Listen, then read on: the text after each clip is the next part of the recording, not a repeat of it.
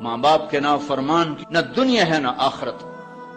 ایک صحابی ہے، یا رسول اللہ میرا باپ نا میری کمائی میں سے خرچ کرتا، مجھ سے پوچھتا ہی نہیں، اور شرعاً قانوناً اگر میری کمائی میرے باپ کی جو کمائی ہے یا زمین ہے جائیداد ہے اس سے الگ میں نے اپنی محنت سے کوئی کمائی کی ہے، وہ میری ذاتی چیز ہے، قانوناً میرے باپ کو بھی پوچھنا چاہیے کہ بیٹا یہ تمہاری چیز میں لے سکتا ہوں، یہ پیسہ میں استعمال کر سکتا ہوں، قانون یہ ہے۔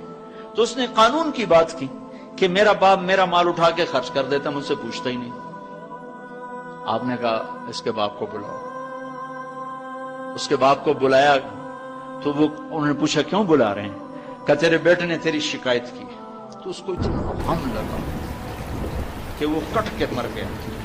اور عرب کی شاعری تو پھر پوری دنیا میں مشہور ہے، آج بھی مشہور ہے۔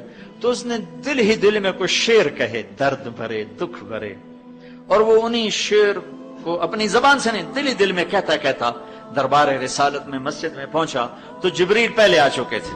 کہنے لگے رسول اللہ تعالیٰ فرما رہے ہیں کہ آپ اس سے کہیں کہ پہلے وہ شعر سنا جو تیری زبان سے تو ادا نہیں ہوئے، تو تیرے رب نے عرشوں پہ سن لیے ہیں۔ آپ نے فرمایا بھائی اب تمہارا کیس سنوں گا، پہلے وہ شعر سنا جو تیری زبان سے نہیں ادا ہوئے۔ اللہ نے سنے۔ کہنے لگا یا رسول اللہ میں گواہی دیتا ہوں آپ سچے رسول ہیں، آپ کا رب بڑا طاقتور رب ہے، آپ کے رب کی قسم زبان سے ایک لفظ نہیں نکلا، دکھ بھری فریاد تھی جو دل کی دنیا میں اٹھی اور وہیں گم ہو گئی، سینے سے اٹھی اور سینے میں ہی دفن ہو گئی، اور آپ کے رب نے عرشوں پہ سن لیا۔ آپ نے کہا اچھا سنا تو صحیح میرے بھائی۔ میں کہا جی میں نے کہا بچے جس دن تو پیدا ہوا اس دن سے ہم نے اپنے لیے جینا چھوڑ دیا، ہم نے تیرے لیے جینا شروع کیا۔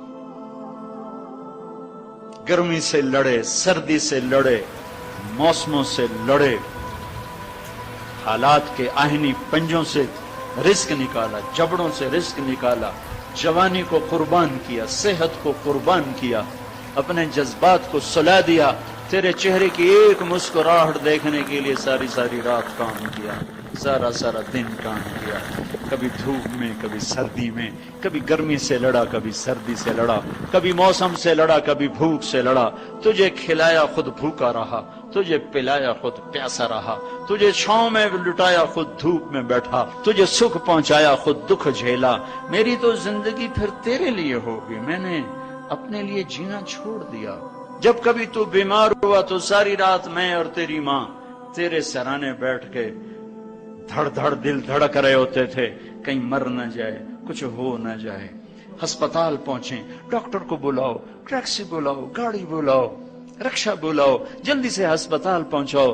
اسی خوفناک خیالات میں ہم روتے تھے، پگھلتے تھے، ٹوٹتے تھے، بکھرتے گئے چلے گئے خشک پتے کی طرح، اور تیرے چہرے کی ایک مسکراہٹ کے لیے ساری مسکراہٹیں بھول گئے، تجھے صحت مند دیکھنے کے لیے اپنی صحت کے سودے کر دیے۔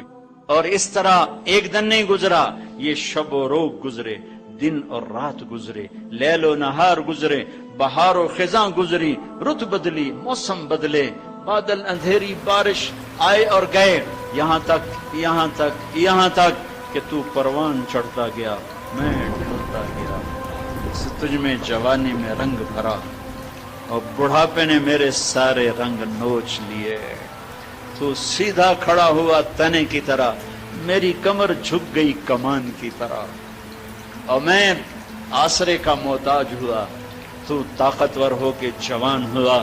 پھر مجھے خیال آیا کہ میں اس کی انگلی پکڑ کے چلا، گود بٹھا کے چلا، کندھے بٹھا کے چلا، ہاتھ بٹھا کے چلا، اس کے لیے در در کی ٹھوکریں کھائیں۔ آج جب میں بوڑھا ہوا ہوں تو اب یہ میری انگلی پکڑے گا، میرا ہاتھ پکڑے گا، میں اس کی لاٹھی بنا، یہ میری لاٹھی بنے گا۔